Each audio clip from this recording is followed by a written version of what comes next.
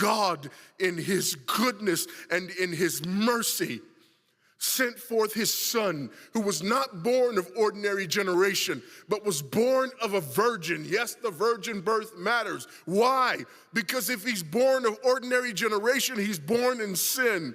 But because he's not born of ordinary generation, he's not born in sin. He's clean of sin. His record is clean. And he keeps his record clean. And he obeys God's law. And because he's fully God and fully man, he obeys the law of God on our behalf in his active obedience. And then in his passive obedience, God made him who knew no sin to be sin for us. All we like sheep had gone astray.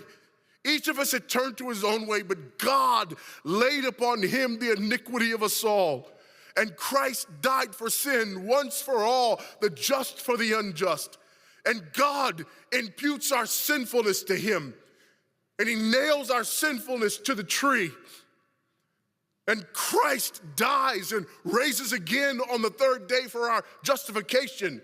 And there's another imputation. The righteousness of Christ is actually imputed to us so that God can be both just and the justifier of the one who places faith in Jesus Christ. So that all those who come to Christ may enter in. So that all those who place faith in Christ might be saved, but not only saved, but sanctified, because he's the firstborn of many brethren. We're justified and we're adopted into the family of God, and we're sanctified, and as his children, we begin to bear the family resemblance, and we're further sanctified throughout this life by the very same gospel that saves us, until one day when it's all said and done, we're not just saved from the penalty of sin. We're not just saved from the power of sin, but one day we're glorified and saved from the very presence of sin. That's the gospel that we preach. That's the gospel that we need.